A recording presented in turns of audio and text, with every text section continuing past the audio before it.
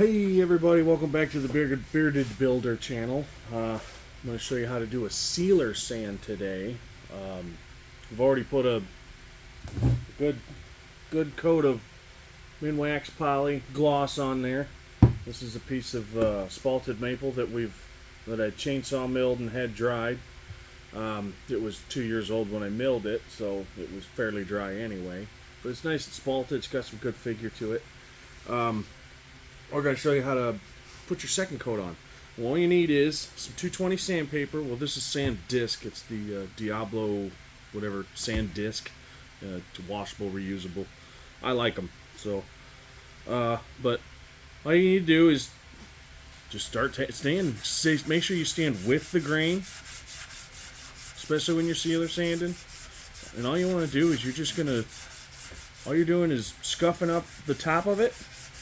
And you're just kind of turning that clear sealer into what might look like a white fogginess or something. It's kind of about the best way I can describe it. You just kind of dull it. It's going to look dull when you're done sanding, and that's exactly what you want to do. So that's just taking all your high spots off, and it's giving something for your next coat of sealer to adhere to.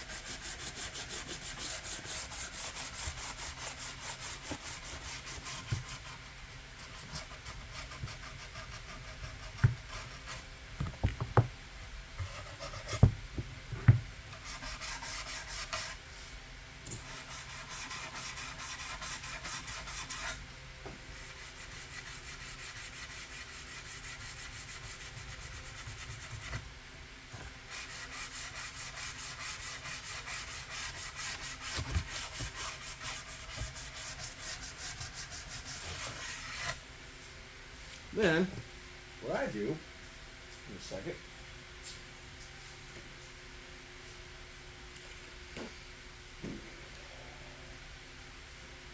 you gotta be fancy, just gotta get the dust off. I just take a cloth, wipe it all down very well. Some people use a tack cloth that gets all of it off. I guess if you wanted to be an absolute perfectionist, you could do that. I don't. I just give it a good wipe down. Takes any little dust off you can see. I'm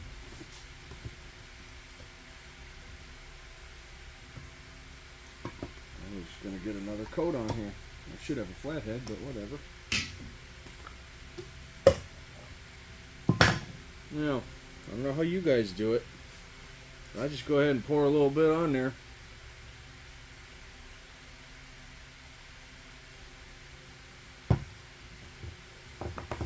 Use my foam brush and just spread it around. Try and make it nice and even.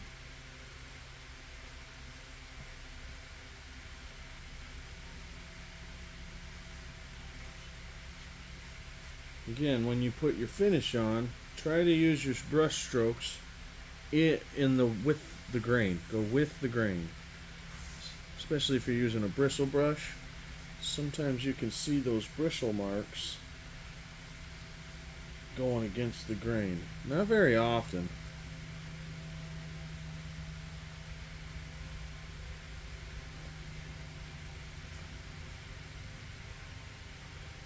Now I'm just kind of using my foam brush as a squeegee.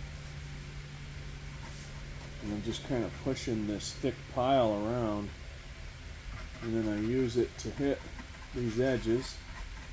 I've already done the bottom. I did the bottom with one coat. I'm not going to do it with another coat. I think it's a waste of my time. It's going to be a shelf, and it's going to be set in a position where you're not going to see the bottom. So I don't see any reason to do more than one coat. But I am going to hit the sides again, because you'll probably see some of those. And it being live edge, you want it to look nice.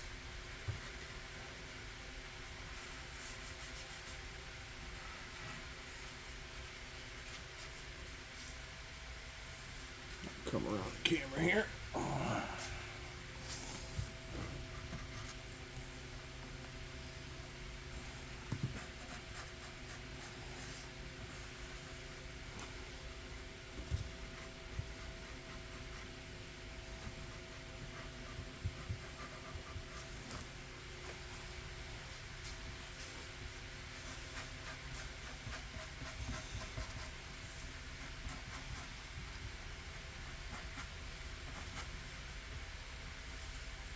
Now, once we got the edge, I'm going to do one more light stroke, just the weight of the brush.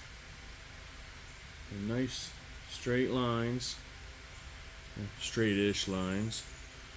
Now, I don't know how important this is, but I'm just being anal right now, I guess. Now, you're going to see some air bubbles in the top of there. They will work themselves out.